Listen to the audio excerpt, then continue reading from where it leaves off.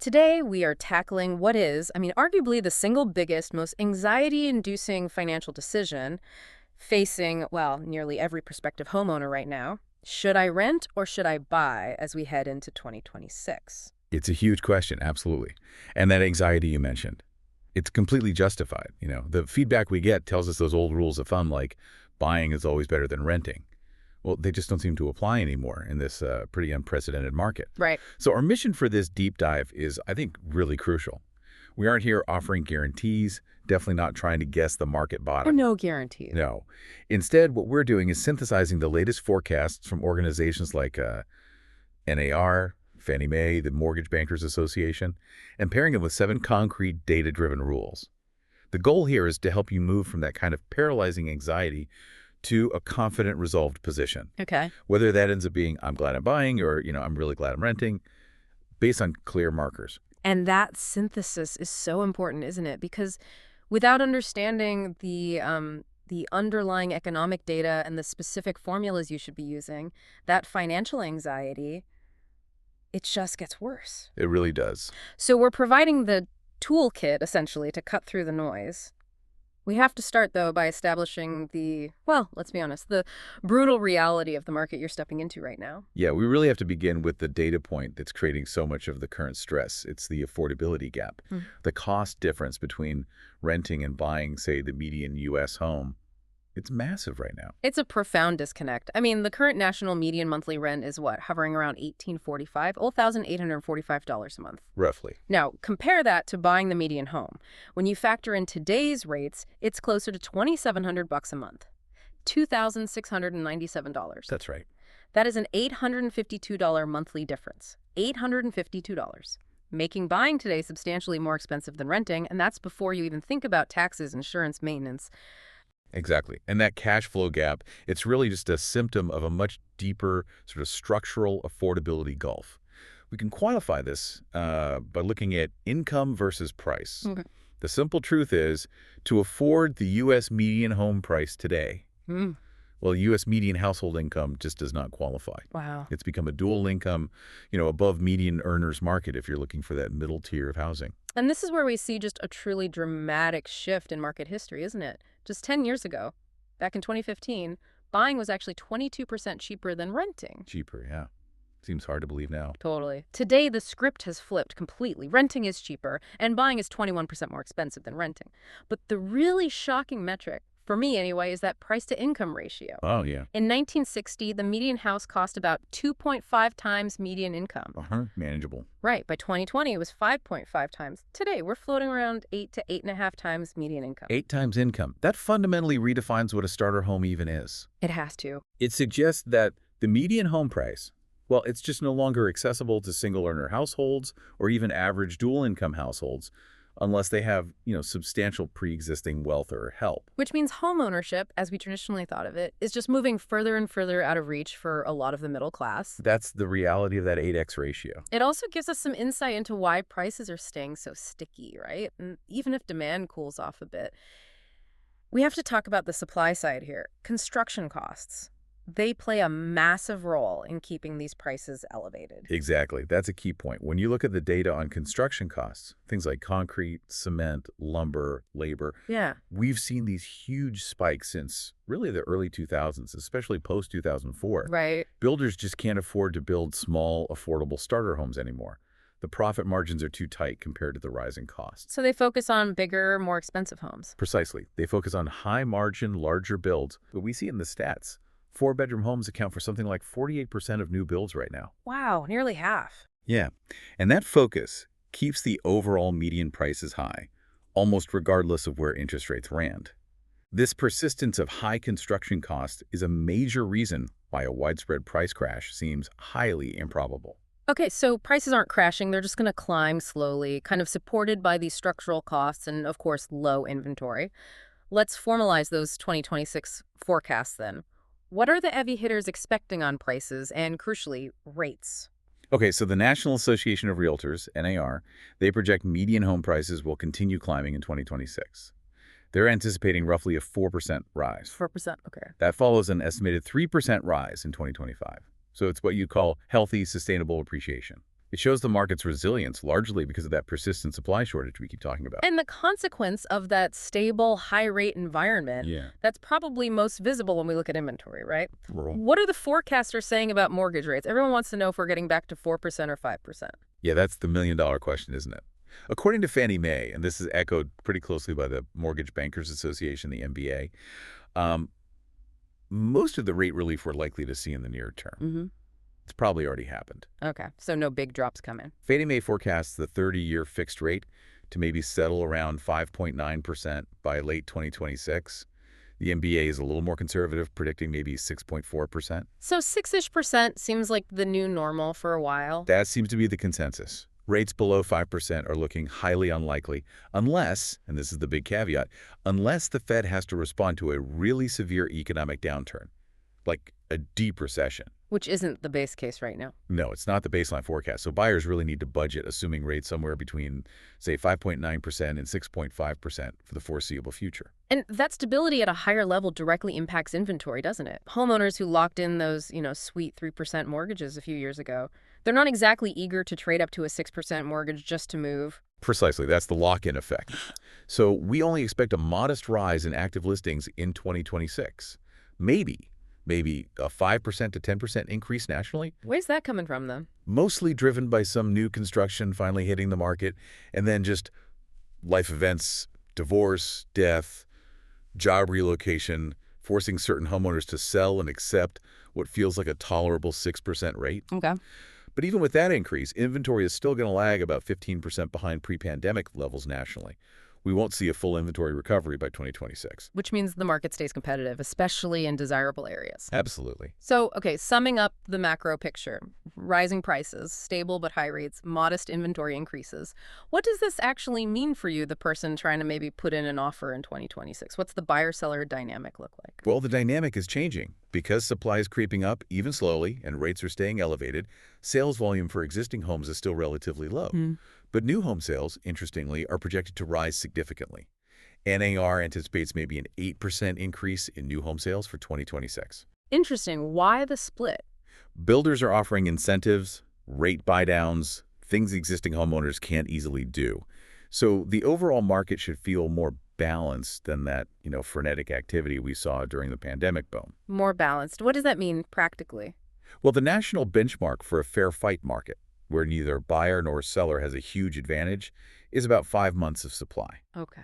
As 2026 maybe edges closer to that benchmark in many areas, we should see less crazy competition, maybe slower price appreciation, and definitely more room for negotiation, especially on properties that need some work. Okay, more room to negotiate. That's potentially good news for buyers. Potentially, yes, more leverage than they've had in years in many markets. All right, that sets the stage beautifully. But before you even think about looking at an open house, you really need to apply the math. This brings us squarely to rule number 1. The core financial metric, the mathematical threshold for deciding rent versus buy. It's the price-to-rent ratio. This is absolutely your primary financial screening tool. It cuts through the emotion. The formula itself is pretty straightforward. You take the median home price in your specific area. Specific area key point. Crucial. And you divide that number by 12 times the median monthly rent in that same area. That Yeah. gives you the ratio. Okay, let's ground this. We need a specific local example because, like you said, national data just won't cut it here. Let's say you're looking in a market where a typical starter home is priced around $400,000. Okay, $400,000 purchase price. And let's say the median rent for a comparable place, maybe an apartment or a smaller house, is $2,000 a month. All right, so you take the $2,000 monthly rent, multiply it by 12 months. That gives you $24,000 in annual rent expense. Makes sense. Then you divide the $400,000 home price by that $24,000 annual rent. And $400,000 divided by $24,000. That yields a price-to-rent ratio of 16.6. 16.6. Okay, we have our number, but why do we care about this specific ratio? What are the magic thresholds? What does 16.6 actually tell me? Right, the number itself isn't magic, but the thresholds are based on historical data, risk, and cash flow. Here's how it generally breaks down. If the ratio is under 15, Under 15. the data overwhelmingly favors buying. It suggests the cost of ownership, even when you factor in taxes, insurance, maintenance, is pretty competitive with renting. The market is pricing things at sustainable levels. Honestly, in that scenario, it's often economically inefficient to rent. Okay, so under 15, strongly consider buying. What about our example, 16.6? Okay, if the ratio is between 16 and 20, like our 16.6 example, you're in what we call the neutral zone. Or maybe that it depends zone. Oh, the gray area. Exactly. The decision here relies much more heavily on your personal factors, your timeline, your job stability, your credit, the specifics of your location. These are things we'll cover in the other rules. Got it. And what if the ratio is high? If the ratio is 1 or higher, the data strongly suggests you should lean towards renting. A high ratio usually means the market is pricing in really aggressive future appreciation, maybe unrealistically so. It means your current rental cash flow is significantly cheaper and, frankly, less risky than taking on the high cost of ownership in that market. Financially, the smarter move is often to rent and invest the difference you're saving each month. That explanation of the why behind the numbers is crucial. It's not arbitrary, but how does a listener actually find reliable, localized data to run this formula accurately? You can't just Google US median home price, right? Absolutely not. That's almost useless for this calculation. You need hyperlocal, verified data. Don't rely on national averages or even broad city averages if you can help it. So where do you look? Look for local multiple listing service, MLS, reports. Check your specific city or county assessor's data for recent median sales prices in your target neighborhood. For rents, look for verified rental indexes specific to your ZIP code, or even call local property management companies. Maybe even talk to a local real estate agent. Yes, a good local agent should be able to provide recent neighborhood sales data and might have insights on typical rents. But always try to cross-reference. Accuracy here is paramount because a small change in price or rent can shift your ratio category. Right. Now, back to that critical neutral zone, the 16 to 20 range. You said the tiebreaker often comes down to personal factors, but also the break-even point analysis. Explain that. How long do you actually have to stay in the home for buying to become financially better than renting? Correct. The break-even point is key, Yeah. especially in that neutral zone.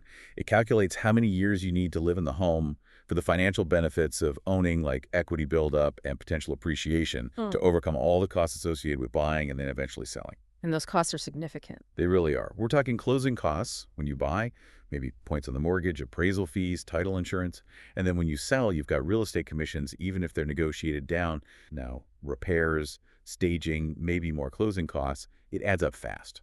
So how does this play out in different markets? Well, in notoriously expensive metro areas, think San Francisco, New York, LA, Seattle, that price-to-rent ratio is often well above 20 anyway. Right. Already in the rent zone. Usually, yes. Right. And consequently, the break-even point is often really long. Buying rarely makes financial sense compared to renting if you plan to stay less than, say, 5 to 7 years, sometimes even longer.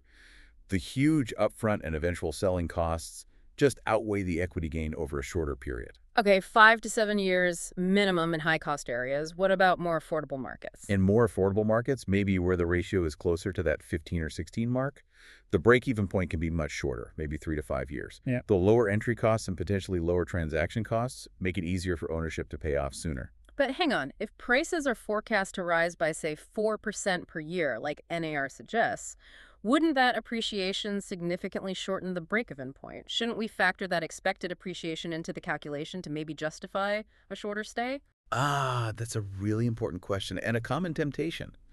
While future appreciation does obviously help your bottom line if it happens, Right. experts generally advise against relying heavily on forecasted appreciation to justify a shorter break-even point. Why not? If the forecasts are reliable. Because forecasts are just that, forecasts. They can be wrong. Relying on future gains to make the numbers work today is essentially trying to time the market. Or worse, speculating.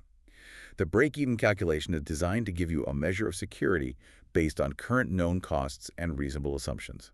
So it's a conservative measure. Exactly. Think about it. If you buy in a market with a ratio of 18, banking on 4% appreciation, but then appreciation stalls at 1% for 2 years because of, say, an unexpected local economic dip, Yeah.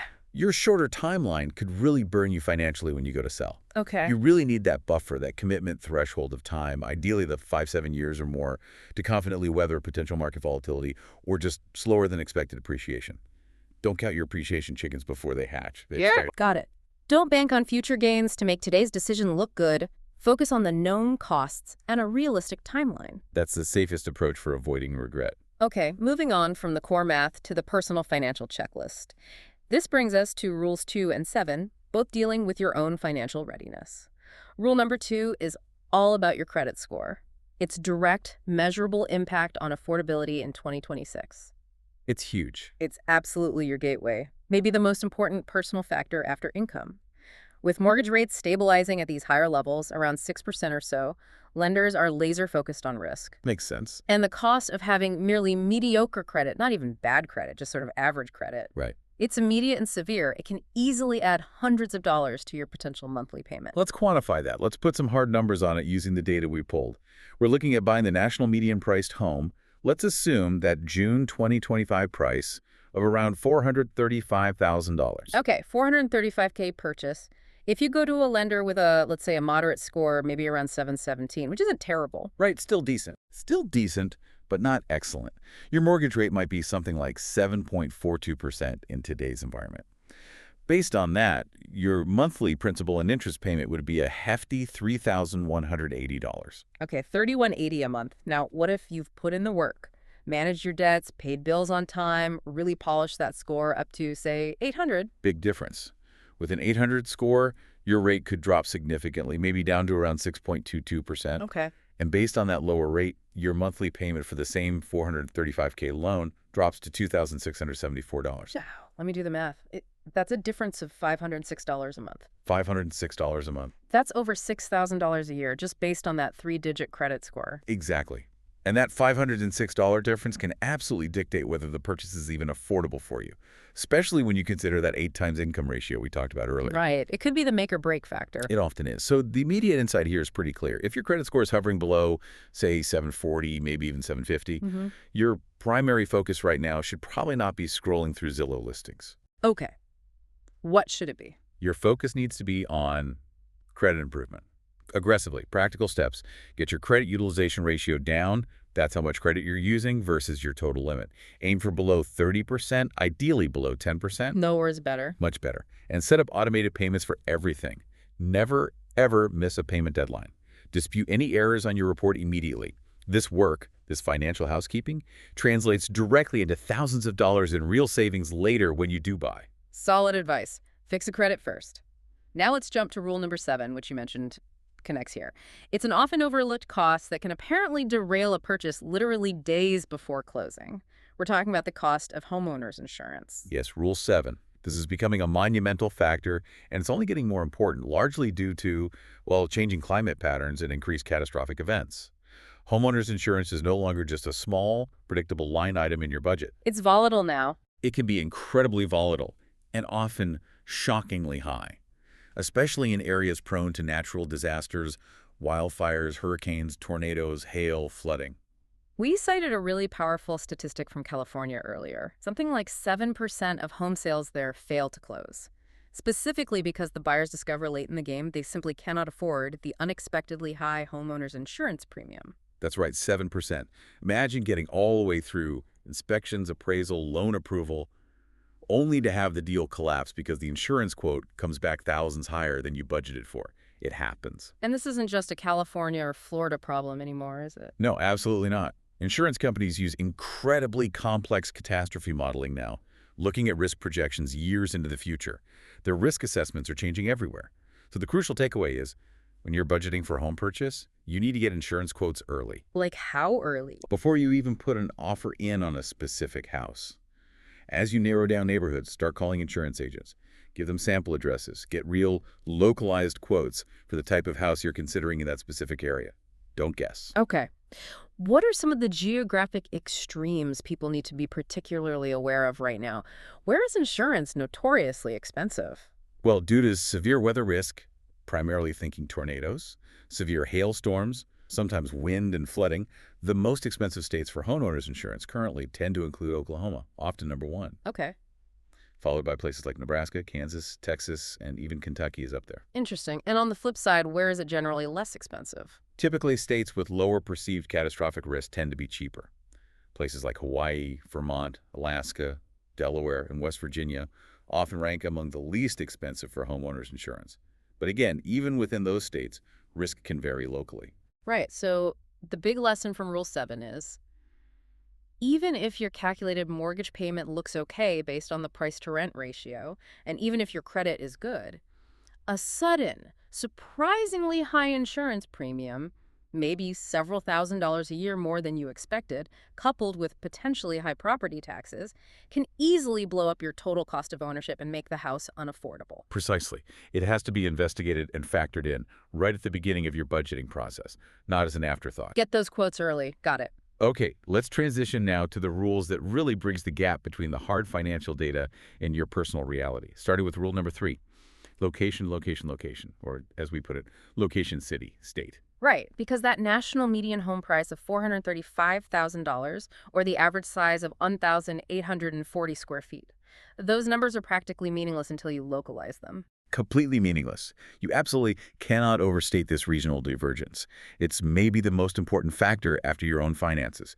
We can see this super clearly if we contrast a really high-cost coastal market like Los Angeles with a much more affordability-focused market like Oklahoma City, OKC. Okay, LA versus OKC. Let's use that $435,000 budget we talked about. What does that get you? All right, in LA, first, renting is expensive.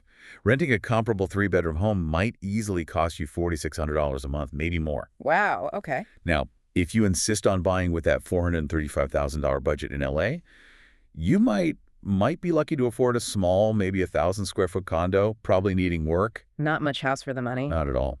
And the price-to-rent ratio there, it's likely well over 21, probably 22 or higher. The market itself is practically screaming at you, rent, please rent. Okay, now contrast that with OKC. Same, $435,000 budget. Big difference. First, renting that same size 1,840-square-foot home in OKC might only be, say, $2,225 a month, less than half the LA rent. Already a huge difference. Huge.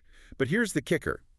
Your $435,000 buying budget in OKC, that could potentially buy you a much larger house, maybe 3,000 square feet, possibly newer construction. So you get way more house for the same money. Way more. And the price-to-rent ratio in OKC, it might be down around 16 or 17. Right in that neutral zone. Exactly. Yeah. The market there isn't screaming rent or buy. It's saying, hey, it's pretty balanced. It's up to you. Your personal choice, your timeline, your preferences, those should dictate the decision. That illustrates rule number 3 perfectly. And we see these divergences everywhere, right? Like the Northeast versus the Sun Belt. Absolutely. In many parts of the still undersupplied Northeast and Midwest, prices are continuing to rise relatively quickly. Meanwhile, some of the Sun Belt metros that boomed like crazy, think Austin, Phoenix, Tampa, they've seen inventory recover much faster. So markets are cooling there. They're becoming much more balanced. And some are even seeing small price declines forecast for 2026. So again, your buy versus rent decision must be made using local data specific to the dynamics of your target neighborhood, not just the state or national headlines. Makes total sense. Okay, moving on to rule number 4. Phase of your life. This feels like one of the non-financial rules, but it really governs long-term happiness and indirectly financial stability too. It absolutely does. Financial readiness isn't just about having the down payment saved or having a good credit score. It's also about having a life trajectory, both personally and professionally, that justifies the significant commitment of buying a home. So what kind of things should you be assessing? You need to honestly assess your career path and your personal situation. Are you single, maybe early in your career, prioritizing flexibility and advancement that might require a cross-country move in a couple of years? Right. Buying might hinder that. It definitely could. Or are you married, maybe with young kids and already high expenses, where adding the financial stress of potential home repairs or a higher than expected mortgage payment could be really damaging to the relationship or budget? That's a crucial consideration. We talked about the anecdote of the entrepreneur, right? The one who delayed buying his dream $1.5 million home. Yeah, he had the money, the $500K down payment ready. Exactly. He was financially ready by most metrics. But he consciously chose to keep renting for another, 6 or 7 years. He took that $500,000 he'd saved and poured it back into his rapidly growing business instead. Why? What was his thinking? His decision was driven purely by his phase of life, maximum career acceleration and the need for flexibility. He understood correctly that being tied down by mortgage payments, property upkeep, the friction of selling, it would distract him from the higher leverage activity at that moment, which was scaling his company. And it paid off for him. Hugely. He ended up moving multiple times for business opportunities during those rental years. That flexibility allowed him to maximize his company's growth, and eventually he bought a far more expensive home later with, as he put it, Zero regret. So the question you have to ask yourself is my immediate future, say the next 5 years, best defined by needing stability and roots, or by needing flexibility and mobility, either for career or personal reasons? That's the core question for Rule 4. Be honest about your priorities for this specific phase of your life. Which feeds perfectly into rule number 5, timeline. This one seems straightforward but crucial. How long do you actually plan to stay put in this specific house or this specific city? Yeah, this is a big one. Directly linked to that break-even analysis we discussed. If your honest answer is, well, I'll probably be here for maybe 2, maybe 3 years, then I'll likely move for grad school or a new job, If it's under 3 years. you should probably stop considering buying immediately. Just take buying off the table for now. Why so definitive? Because the combined transaction costs, buying costs plus selling costs, are so significant. Add in the hassle and stress of moving twice in a short period, plus the very limited window for any meaningful appreciation to cover those costs.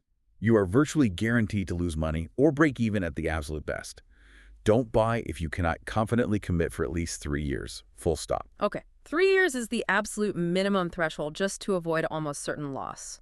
So what does a good commitment look like? What's the safe zone time frame for locking down a purchase and feeling confident? To make a truly confident decision, one that really justifies those enormous transaction costs, especially now with buyers potentially paying their own agent's commission, which we'll get to, Right, that new cost. you really need a 7+ year timeline. 7 years or more. Yeah, that length of time gives you the maximum assurance, the biggest buffer to ride out potential market fluctuations, build meaningful equity, cover your costs comfortably, and avoid the financial pain or hassle of becoming an accidental landlord if your plans change slightly. So is 5 years okay? What about the 5 to 7 year range? 5 to 7 years is often considered the minimum reasonable risk threshold in many markets. You might come out ahead.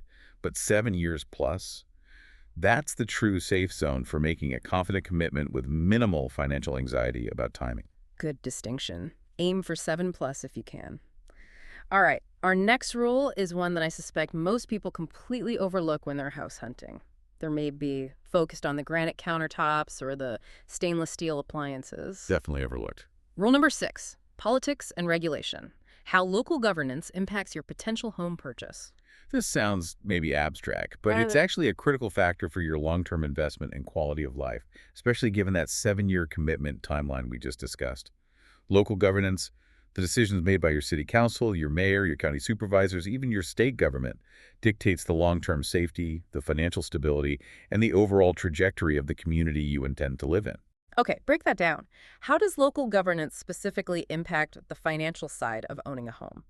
We're not talking about national politics here, right? This is hyper-local. Exactly. Hyperlocal municipal management.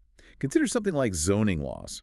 If you're thinking of buying in a restrictive suburban area that heavily limits or outright bans multifamily housing, Like no apartments or duplexes allowed. right, that policy restricts future housing supply in that specific area. Over the long term, that tends to keep the value of existing single-family homes, like the one you might buy, relatively high. Okay, restrictive zoning can prop up values. What about the opposite? Conversely, if you're looking at a city that's aggressively pursuing upzoning, meaning they're changing the rules to allow for more density, more apartments, more townhomes. Which some cities are doing to address affordability. Exactly. That could lead to price deceleration or slower appreciation over time as more supply comes online. Now, that might be good for future buyers or renters, but it could potentially dilute the long-term appreciation of the existing asset you just bought. You need to understand your city's stance and trajectory on growth and density. That makes sense. And what about property taxes? Those aren't fixed forever, are they? Definitely not. Property taxes can be surprisingly volatile, especially in municipalities that have, say, large unfunded pension liabilities for city workers, or maybe major infrastructure projects they need to pay for. Because the city's financial health matters. Tremendously. You might buy a house today with a property tax burden that seems reasonable, fits your budget. But if the local government is financially unstable or makes poor spending decisions, they might be forced to raise property taxes dramatically just 3 or 4 years down the line to cover budget shortfalls. And that directly impacts your monthly housing cost. Immediately. It raises your total cost of ownership, potentially significantly, and it lowers the effective affordability of your home long after you've purchased it. You need to research the fiscal health of the town or city you're considering. We certainly saw this kind of thinking play out post-COVID, didn't we? That big migration pattern. People were, literally voting with their feet in their moving trucks, And their life savings, yeah. moving out of perceived high regulation, high tax cities and states, places like New York, California, Illinois, and heading towards states often seen as having lower taxes or less regulation, like Tennessee, Florida, Nevada, Arizona, Texas. That trend definitely accelerated after 2020. I think people became acutely aware, maybe more than ever before, of how local and state government decisions around things like public safety, crime rates, business regulations, school policies, taxes could directly and immediately impact their quality of life and their financial well-being. So that migration was, in part, a systemic response to perceived regulatory risk or maybe dissatisfaction with local governance. I think it's a fair interpretation, yeah. People were making long-term calculations about where they felt safer, more financially secure, and maybe more aligned with the local political and regulatory environment. So bringing it back to the 2026 buyer or renter who might be feeling nervous about instability, either politically or economically, what's the actionable insight from Rule 6? Well, if you are genuinely nervous about the current political climate in a specific city or state you're considering, or maybe you're concerned about the local regulations, crime trends, or the general trajectory, you might actually want to consider waiting. Waiting for what? Specifically, wait until after the upcoming elections. We're recording this in late October 2025, so there are significant local and maybe state elections coming up soon, like November 5th. Right. See who gets elected mayor or governor or to the city council of the area you're targeting. Those election results can signal shifts in policy and priorities that will absolutely affect the long-term stability, safety, and financial picture of your potential 7-year-plus commitment. So pause. Watch the local elections. See if the political trend aligns with your goals for stability and safety, and then make a more comfortable decision about buying. Exactly. If the election outcomes seem to align with the kind of stability and governance you're looking for, you can proceed with much more confidence in that long-term commitment. If not, it might reinforce a decision to rent or look elsewhere. Interesting. Politics as a concrete factor in the buy-rent decision. It has real financial and lifestyle implications. You ignore it at your peril, especially for a long-term hold. Okay, so we've covered the big picture macro context, the forecasts, and the crucial 7 data-driven rules. Now let's pivot to the practical strategic steps you need to take to prepare for actually entering the market in 2026, assuming the rules suggest buying might be right for you. We're really focusing here on ensuring zero regret, whichever path you choose. Right. Making a confident, well-prepared decision. First, let's talk specifically about preparing your finances beyond just the credit score. Lenders are still pretty cautious in this, higher rate environment, aren't they? They definitely are. Stability is absolutely non-negotiable for lenders right now. They typically want to see at least 2 years of steady, reliable, and verifiable income.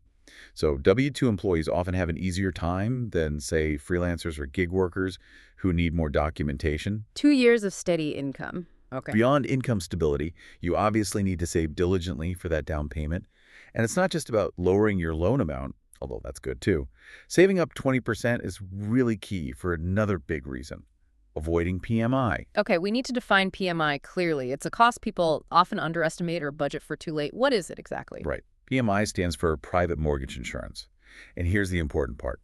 It's essentially insurance that you pay, but it protects the lender, not you. You pay, they benefit. Pretty much. You typically have to pay PMI if you put down less than 20% of the home's purchase price. It protects the lender in case you default on the loan. And it's not cheap. No. It's basically a dead cost to you that doesn't build any equity, and it can significantly raise your total monthly housing payment, often by hundreds of dollars. So, eliminating the need for PMI by hitting that 20% down payment threshold is, or should be, a primary financial goal before you buy. Save 20% down if at all possible. Got it. And people also frequently underestimate the true total cost of ownership, right? It's not just P plus I, principal and interest. Not even close. You have to meticulously plan for the total cost. That's principal, interest, taxes, property taxes, and insurance, homeowners. PITI. PITI. But even that's not all. You also have HOA fees if you're buying a condo or in a managed community. And crucially, you need to budget for ongoing maintenance and unexpected repairs. How much should you budget for maintenance? It feels like a black box. It can be tricky, but a common rule of thumb recommended by experts is to budget between 1% and 3% of the home's value annually just for maintenance and repairs. 1 to 3% per year. Yeah.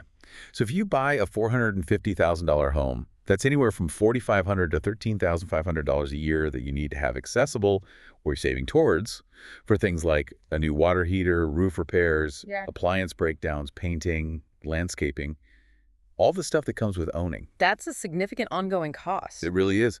And this is exactly why building a separate emergency fund, generally recommended as 3 to 6 months of essential living expenses, is absolutely mandatory before you close on a house. That fund is your safety net for job loss, medical bills, and those inevitable, unexpected home repairs. Don't drain your savings for the down payment and have nothing left. Please don't. That's a recipe for disaster. Okay, one more prep point. Pre-approval versus pre-qualification. What's the difference, and why does it matter more now, maybe in a slightly more balanced 2026 market? Good question.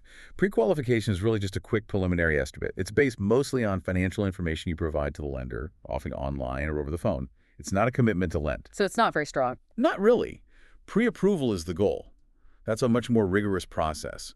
The lender will actually verify your income, assets, debts, pull your credit report.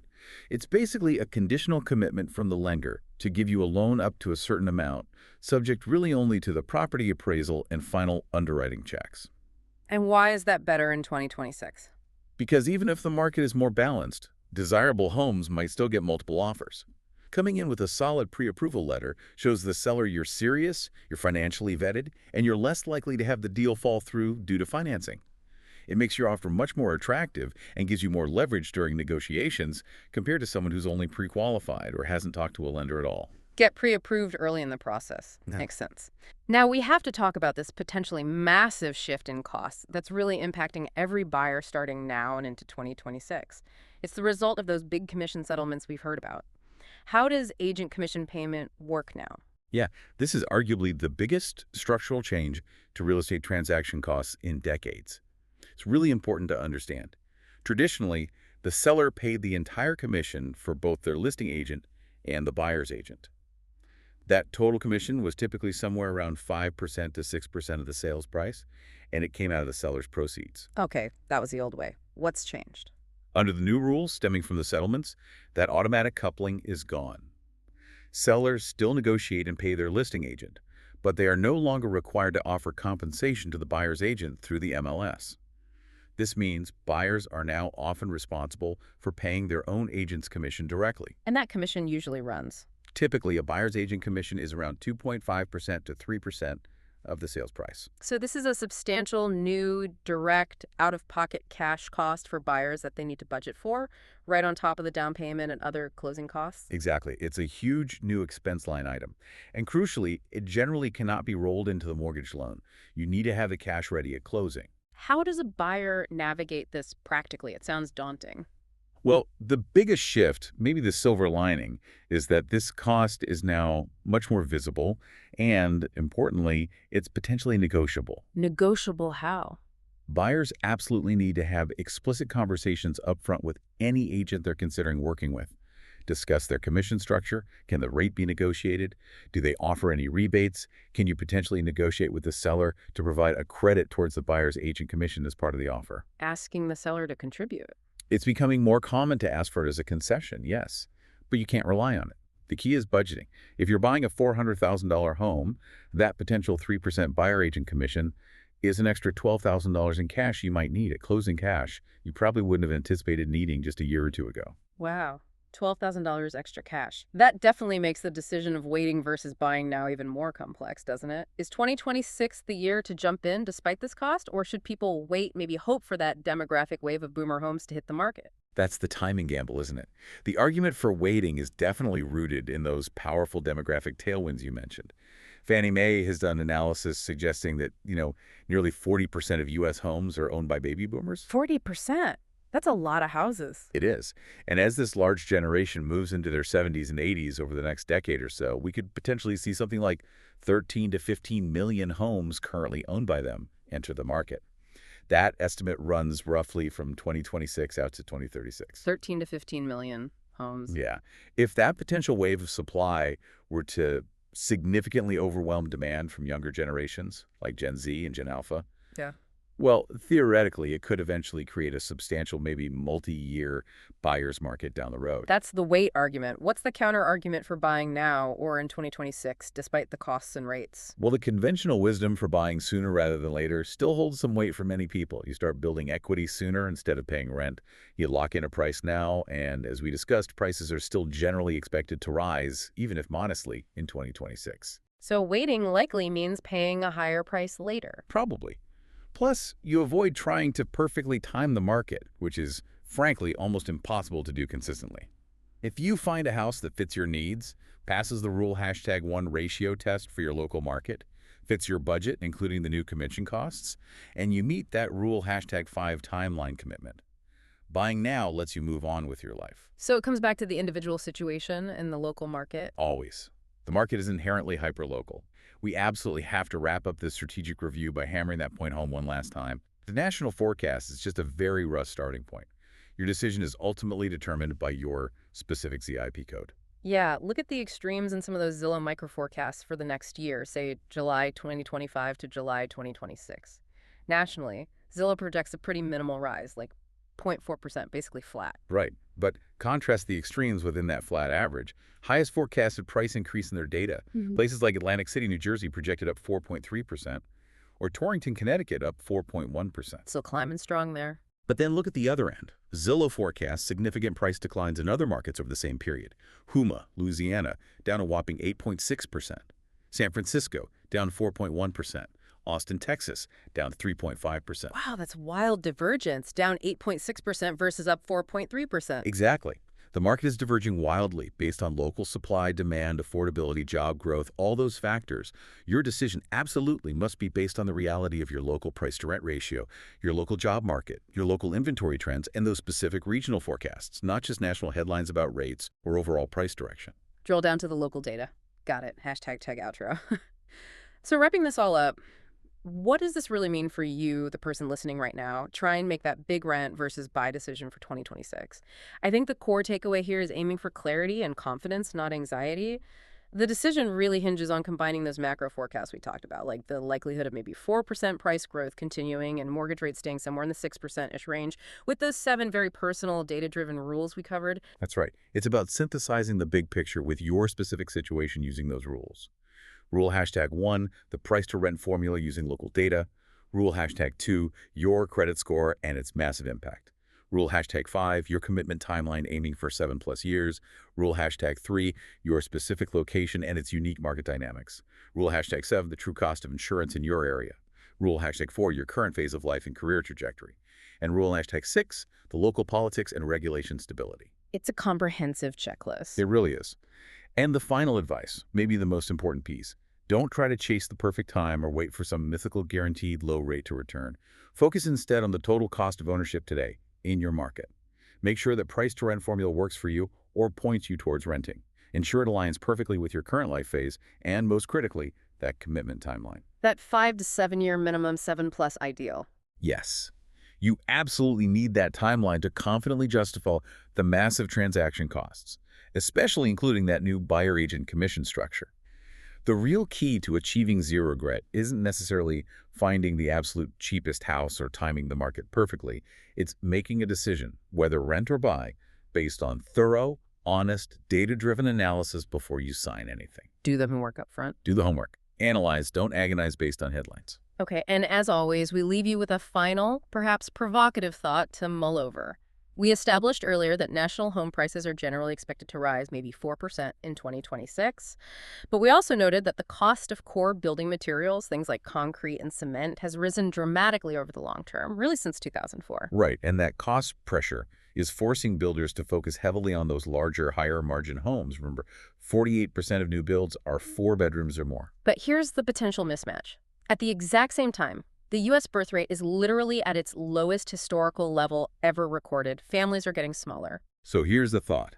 What happens to the long-term structure of the U.S. housing market when construction costs continue to rise, making it perhaps structurally impossible for builders to profitably build large numbers of small, truly affordable starter homes?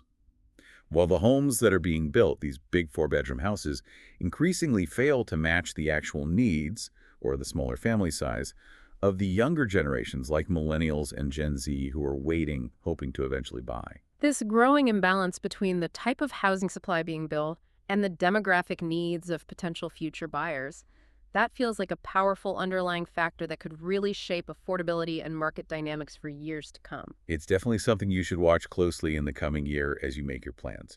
It's a structural tension in the market that goes beyond just interest rates. Food for thought indeed. Until next time, keep analyzing your own data, run the numbers for your situation, and make your decisions with confidence.